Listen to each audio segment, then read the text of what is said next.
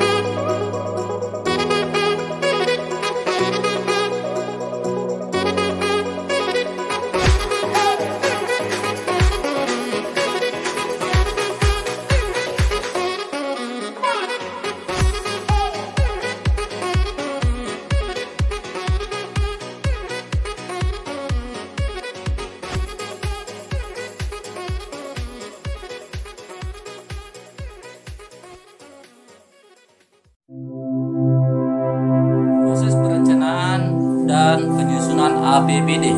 Jadi proses perencanaan dan penyusunan APBD mengacu pada peraturan pemerintah nomor 58 tahun 2005 tentang keuangan daerah. Secara garis besar, penyusunan APBD memiliki beberapa poin penting. Yang pertama, penyusunan rencana kerja pemerintah daerah merupakan salah satu instrumen evaluasi kinerja penyelenggaraan pemerintah daerah. Yang kedua, penyusunan rancangan kebijakan umum anggaran. Yang ketiga, penempatan prioritas dan plafon anggaran sementara. Yang keempat, penyusunan rencana kerja dan anggaran SKPD. Yang kelima, penyusunan rancangan perda APBD. Dan yang terakhir itu penempatan APBD.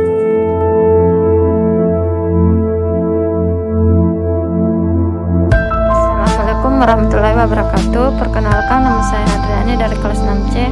Baiklah, di sini saya akan menjelaskan proses tujuan APBN. Yang pertama yaitu pengertian APBN merupakan rencana keuangan negara oleh pemerintah dengan rincian pengeluaran dan pendapatan. Adapun di sini tujuan APBN sendiri, yang pertama yaitu meningkatkan pertumbuhan ekonomi, yang kedua yaitu memakmurkan dan mensejahterakan kemakmuran rakyat secara menyeluruh, yang ketiga yaitu meningkatkan transparansi oleh pemerintah dan DPD, yang keempat yaitu membantu tujuan fiskal dan mengurangi inflasi. Adapun di sini proses tujuan APBN yang pertama yaitu penetapan dan perencanaan yang dilakukan oleh menteri atau lembaga yang mengacu pada asumsi ekonomi makro. Yang kedua yaitu pembahasan dan penetapan pemerintah yang mempertimbangkan DPD. Yang ketiga yaitu pelaksanaan dan pengawasan APBN. Yang keempat yaitu pelaksanaan pertanggungjawaban APBN yang disampaikan oleh Presiden selambat-lambatnya setelah 6 bulan setelah anggaran berakhir. Baiklah, sekian dari saya. Assalamualaikum warahmatullahi wabarakatuh.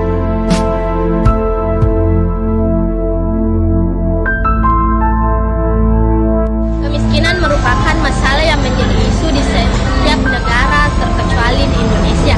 Fenomena kemiskinan di Indonesia akan menjadi isu setiap tahunnya. Dikarenakan itu akan menjadi potret nyata kinerja pemerintah dalam mengentaskan kemiskinan di Indonesia.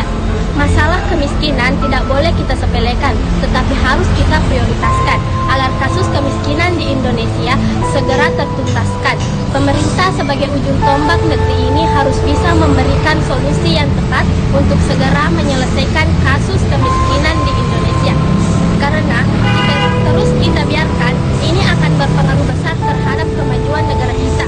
Tentunya pemerintah sudah banyak mengeluarkan kebijakan-kebijakan untuk mengentaskan kemiskinan di Indonesia. Di antaranya yaitu pertama, pemberian subsidi kepada masyarakat miskin, kedua, pemberian bantuan langsung tunai, ketiga, pemberian meras miskin, dan lain-lain.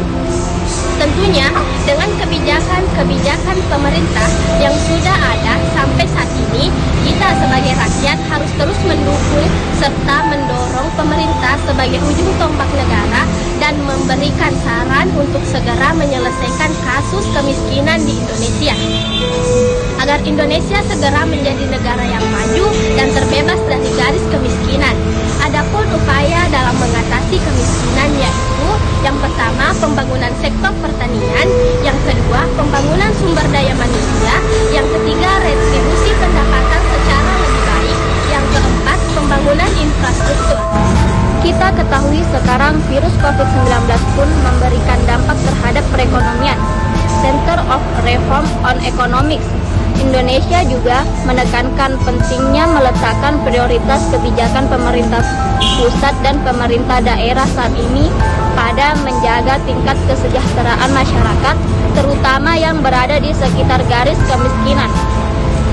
Setidaknya ada 5 langkah yang dapat dilakukan untuk mewujudkan hal tersebut. Pertama, mengantisipasi lonjakan angka kemiskinan akibat pandemi yang diperkirakan akan lebih besar dibandingkan dengan jumlah bantuan sosial yang disiapkan pemerintah saat ini. Kedua, mengintegrasikan penyaluran bantuan sosial sehingga menjadi lebih sederhana, melakukan penyeragaman nilai bantuan, di samping terus melakukan pemutakhiran data penerima bantuan sosial. Ketiga, mengurangi beban pengeluaran masyarakat, khususnya masyarakat miskin dan hampir miskin, terutama dengan menurunkan biaya-biaya yang dikontrol pemerintah atau administrative risk, misalnya BBM, listrik, dan harga LPG 3 kg. Keempat, meningkatkan insentif bagi petani, peternak, dan nelayan melalui skema pembelian produk oleh pemerintah dan perbaikan jalur logistik hasil pertanian, peternakan, dan perikanan. Kelima, meningkatnya intervensi pemerintah untuk mengatasi pandemi ini akan berdampak pada peningkatan anggaran belanja pemerintah. Meskipun terdapat ruang untuk memperlebar defisit, pemerintah dapat mengoptimalkan realokasi anggaran yang telah disusun dan menerapkan beberapa kebijakan alternatif.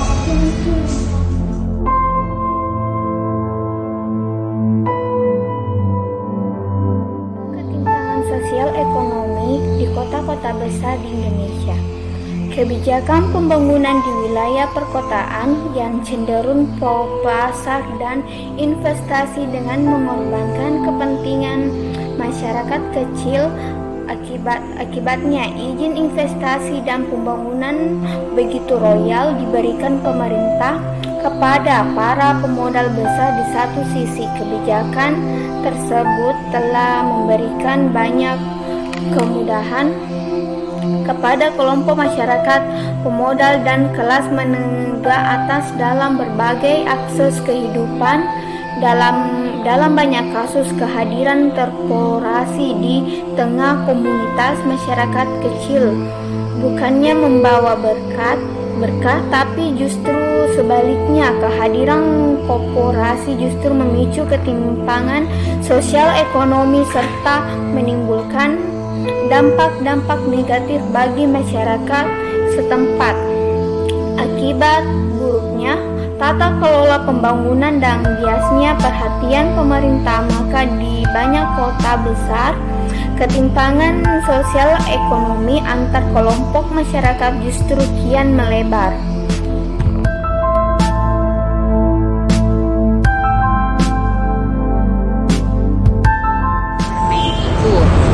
Good government adalah pemerintahan yang baik dan benar, dan juga bersih dari korupsi dan lain sebagainya dalam memimpin negaranya, baik di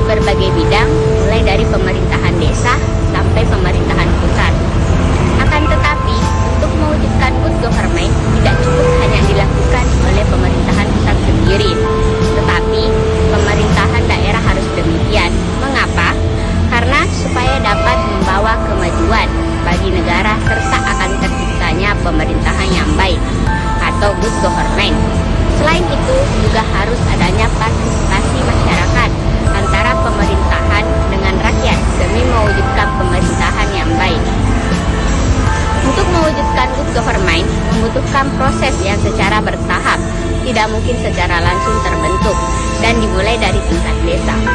Jika di tingkat beberapa desa terbentuk, maka menuju ke tingkat kecamatan, lalu ke tingkat kabupaten, setelah itu ke tingkat provinsi, dan apabila di tingkat beberapa provinsi sistem pemerintahannya telah terjadi good government, baru setelah itu ke tingkat pemerintahan pusat, atau sebaliknya dari pemerintah pusat menuju ke pemerintahan desa. Biasanya di dalam suatu negara yang telah terbentuk sistem pemerintahannya yang baik, tidak menutup kemungkinan kehidupan warga negaranya makmur dan sejahtera, serta terhindar yang namanya korupsi. Di Indonesia, apakah sudah terbentuk good government dalam pemerintahannya? Ada pula yang sudah terbentuk tetapi jumlah yang cukup kecil, banyak yang tidak peduli. Contohnya saja ketika ada pemilihan umum, baik kepala desa, bupati, gubernur, DPR, dan lain, semua calon memberikan sebuah sumbangan dan amanat atau janji dengan harapan supaya orang atau masyarakat tersebut memilih mereka.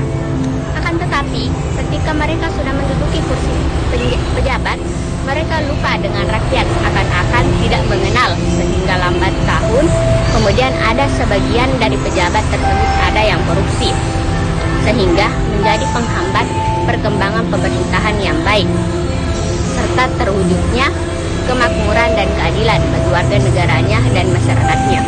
Di Indonesia sendiri, good government belum terwujud. Mengapa?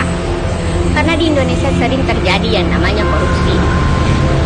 Sebagian dari beberapa pemerintahan di Indonesia setiap tahunnya atau bulannya muncul berita yang namanya korupsi.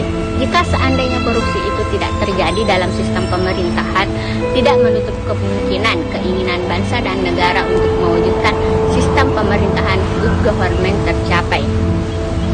Namun, yang sudah mewujudkan good government negara tersebut sudah bisa dikatakan sebagai negara yang maju,